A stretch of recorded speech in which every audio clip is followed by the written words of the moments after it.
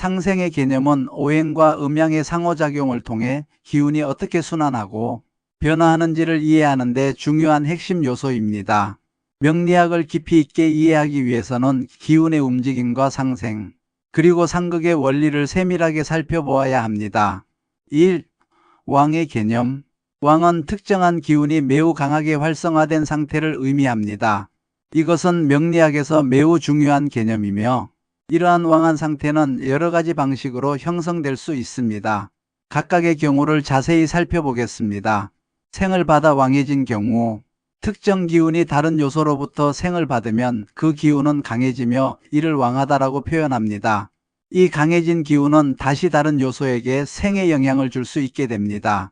예를 들어 만약 일간이 식상의 기운을 통해 생을 받는다면 이 일간의 기운은 왕한 상태가 되어 다른 것을 생해 줄 수 있는 힘을 가지게 됩니다. 식상은 창조와 표현의 기운을 뜻하며 이러한 식상이 일간을 통해 강해지게 되면 더 큰 창의적 능력을 발휘하게 됩니다. 이 과정은 단순히 기운의 강함만을 의미하는 것이 아니라 창의적 에너지의 순환을 의미하기도 합니다. 근으로 왕한 경우, 왕한 상태는 뿌리가 깊이 자리 잡고 있을 때도 발생합니다. 뿌리라는 것은 자신을 지지해주는 요소나 환경을 뜻하며 이로 인해 기운이 강해지는 것입니다. 하지만 이 경우에는 주의할 점이 있습니다. 왕한 상태가 지나치게 강해지면 다른 기운을 억제하거나 극할 가능성이 생깁니다. 예를 들어 뿌리가 왕한 기운이 재성을 극하게 되면 그 재성을 파괴하여 자신에게만 유리하게 작용하려는 성질로 변질될 수 있습니다. 이렇게 되면 자기 자신은 강해지지만 상대방이나 주변의 기운에는 부정적인 영향을 끼칠 수 있습니다. 따라서 뿌리의 왕함이 반드시 긍정적인 요소만은 아니며 조화를 이루는 것이 중요합니다. 비견이나 겁재로 왕한 경우, 비견이나 겁재를 통해 왕한 상태가 된 경우 이러한 기운은 대개 매우 강한 성질을 띠게 됩니다. 비견과 겁재는 모두 나와 비슷하거나 같은 기운을 의미합니다. 이 기운이 왕해지면 재성을 빼앗아 오는 형태로 작용할 가능성이 높습니다. 예를 들어 내 주변에 비견이나 겁재가 많다면 나의 재물이나 자원이 타인에 의해 소모되거나 빼앗길 우려가 큽니다. 따라서 왕한 기운이 강으로 변질되는 경우는 주의가 필요합니다. 이는 단순히 자원의 손실을 의미하는 것이 아니라 인간관계나 삶의 균형을 깨트릴 수 있는 요소로 작용할 수 있습니다. 2. 쇠의 개념. 쇠라는 것은 기운이 약해진 상태를 말합니다. 기운이 쇠해진다는 것은 단순히 약하다는 의미만이 아니라 기운이 적절하게 유지되지 못하고 흩어져 있는 상태를 뜻하기도 합니다. 쇠한 상태는 왕한 상태와 대조되며 이러한 상태에서 기운이 어떻게 보충되고 유지되는지에 따라 삶의 질이 결정됩니다. 생을 받지 못해 쇠한 경우, 생을 받지 못하고 점점 약해져 가는 것도 쇠라고 할 수 있습니다. 이러한 경우 기운이 적절히 보충되지 않기 때문에 점차 약해지며 다른 요소에 의해 도와주지 않으면 다시 왕해지기 어렵습니다. 쇠한 상태에서는 외부의 도움, 즉 다른 오행의 지지나 조화를 통해서만 다시 기운이 왕성해질 수 있습니다. 따라서 쇠한 기운을 이해하고 이를 어떻게 다시 활성화시킬지에 대한 고민이 필요합니다. 기운이 지나치게 새어나간 경우 쇠한 상태는 기운이 과도하게 누출되어 발생하기도 합니다. 예를 들어 내가 가진 기운이 다른 것을 너무 많이 생해주는 바람에 내 기운이 약해졌다면 이것도 쇠한 상태로 볼 수 있습니다. 이럴 때는 기운이 너무 많이 누출되어 내가 오히려 손해를 보는 상황이 발생할 수 있습니다.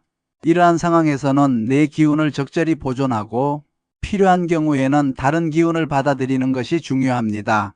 기운의 균형을 이루기 위해서는 지나친 누출을 막고 적절한 보충을 통해 균형을 유지하는 것이 필요합니다. 3. 상생과 생극. 상생은 기운이 서로 도와주며 생명력을 이어나가는 관계를 의미합니다.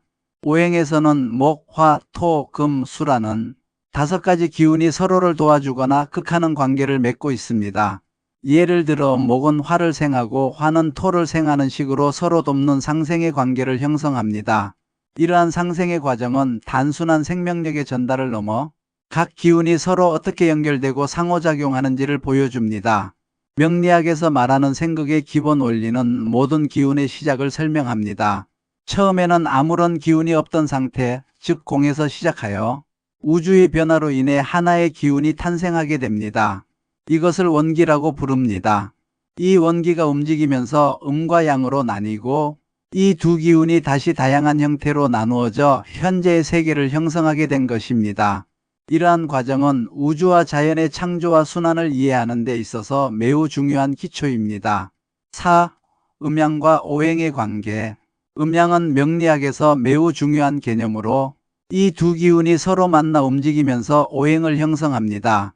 음과 양의 조화에 의해 오행이 나타나고 이 오행은 목, 화, 토, 금, 수의 5가지 형태로 세상에 존재하게 됩니다. 오행은 그 자체로 형태를 가지고 있지만 그 내부에는 음양의 기운이 들어 있습니다. 즉, 오행은 단순한 형태가 아니라 그 안에 음양이라는 기운이 내재되어 있는 것입니다. 오행 속에서 음양의 기운은 온도와 습도와 같은 형태로 나타나며 이를 한난조습이라고 합니다. 예를 들어 나무라는 오행은 따뜻하거나 차가운 성질을 가질 수 있으며 이러한 기운이 사계절의 변화와 맞물려 나타납니다. 이러한 기운의 변화가 생사를 결정짓게 되며 생사는 단순히 끝이 아니라 끝없는 순환을 의미합니다. 명리학에서는 이러한 음양의 기운을 세밀하게 분석하여 각 사람의 운명과 특성을 해석하는 데 활용합니다. 음양의 기운은 단순히 따뜻함과 차가움, 건조함과 습함을 넘어서 인간의 삶과 성격, 그리고 운명에 큰 영향을 미치는 중요한 요소입니다. 5. 24절기와 상생의 이해. 기운의 변화는 24절기에서 가장 잘 드러납니다. 명리학에서는 24절기를 통해 기운의 변화를 읽어내고 이를 통해 상생과 생극의 관계를 이해합니다. 1년은 총 360일로 나뉘며 이를 다시 4등분하여 봄, 여름, 가을, 겨울의 4계절로 나눕니다.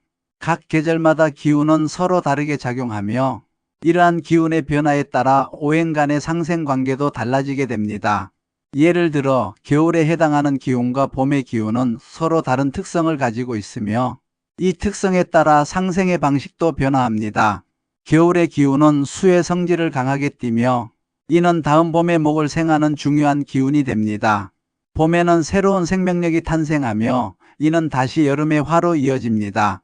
이렇게 계절에 따른 기운의 변화는 각 오행 간의 상생관계를 명확하게 보여줍니다. 따라서 명리학을 공부할 때는 각 계절과 절기에 따른 기운의 변화를 이해하고 이를 바탕으로 상생의 기운이 어떻게 작용하는지를 파악하는 것이 중요합니다. 명리학에서 상생은 단순히 오행 간의 상호작용을 의미하는 것이 아니라 계절, 시간, 그리고 자연의 모든 변화 속에서 기운이 어떻게 흐르고 있는지를 읽어내는 과정입니다. 이를 통해 생사의 순환을 이해하고 인생의 다양한 측면에서 조화와 균형을 찾는 것이 명리학의 핵심입니다. 상생은 결국 자연과 인간 그리고 우주의 조화를 이루는 과정이며 이를 통해 우리는 자신의 삶에서 올바른 방향과 균형을 찾을 수 있습니다. 명리학은 이러한 상생의 원리를 바탕으로 삶을 이해하고 보다 나은 미래를 설계하는 도구를 제공합니다. 감사합니다.